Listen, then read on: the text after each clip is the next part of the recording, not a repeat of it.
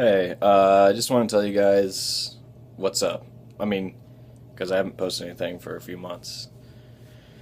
And I realize it's new and whatnot, but I do intend to get in the habit of posting. Um, yeah, so what's your problem? My problem is that I'm a mechanical engineering major, and I'm doing math and physics minors, and I'm doing biomathematics research. Uh, it takes a lot of time. So, yeah. And what is biomathematics research? Well, that's a great question. Actually, you probably don't give a crap, but I'll tell you in like 10 seconds. Biomathematics research, well, that I'm doing is basically just an extension of differential equations. Um, yeah, but it just takes a lot of time and persistence and uncertainty because you don't, like, there's no answer in the back of the book to look at, right? So you come to something and you're like, seems to make sense, but I don't know. It might work, but I'm not totally sure.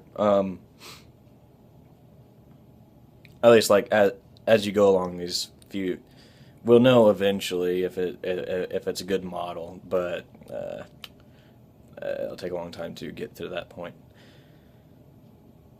So yeah, that's what it is, and that's what I've committed most of my time to. Like even over the break, not really a break for me. That's fine. I get kind of bored when I have breaks. So yeah. So yeah, that's what I'm up to, and also what's next. What I'm planning on doing is something fairly quickly on what Addison's disease is not. So, because it's kind of popular to in like the health field or like sort of quasi health field, like where people have no education in health, like what they get their information from. Um, in those fields is kind of interesting because like they talk a lot about adrenal fatigue. So, well, adrenal fatigue, and then like, um, I don't know. I'm not sure if they all call it that or not. But then like they'll have their own solutions for Addison's that don't involve medication, um,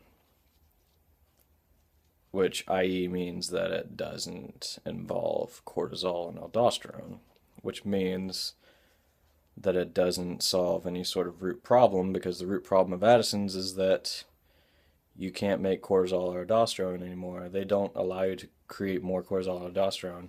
It is interesting because some of the supplements do like mimic those to a degree, definitely not perfectly and not potently enough to keep you alive.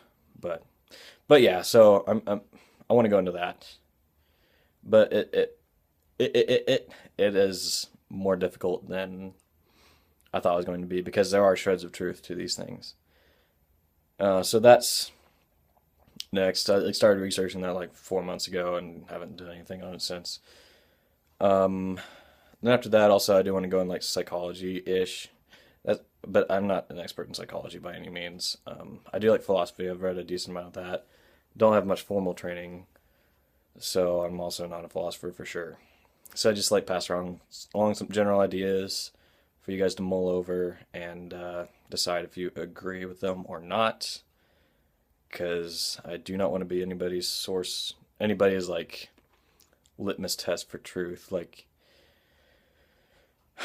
what my preference for sure is for anybody watching my stuff, reading my stuff, whatever, to investigate it themselves. That's why I try to put so many links in there so that if you don't believe something I wrote, you can look at it from somebody else that's smarter than me. Or, well, nah, that seems like authoritarian.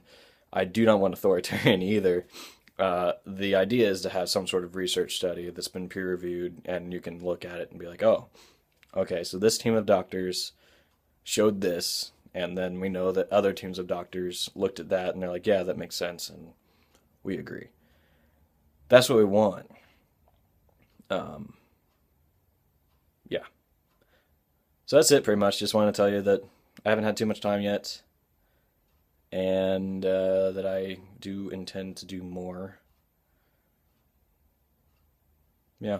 And then also, a big problem with me is like I'm often cynical, so I need to constrain that cynicism especially during the what as and disease is not, because I view a very large portion of the health field, well, like alternative health. I do think there's something to be said for alternative medicine, especially preventative medicine, where you're just like, okay, you're getting 5 hours of sleep a night, stop, sleep 8 hours or something like that. Oh, you're eating Pringles all day and that's it, stop. You need to eat some fruits and vegetables. Oh, you don't walk at all, stop. You need to go walk for an hour a day or something like that. I see that as extremely valid. But the problem is when you have these people, okay, I'll try to keep this short. When you have these people who are quote alternative health and they tell you to do those things, which that works for sure. But then they're like, "Oh yeah, and in addition to that, take this weed I just picked up. Well, that's um I don't know. Take this plant I just picked out of the back of my yard, and I'm gonna charge you $100 a bottle for it."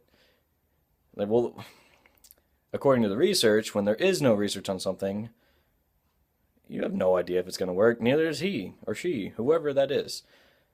They're just giving you a placebo effect.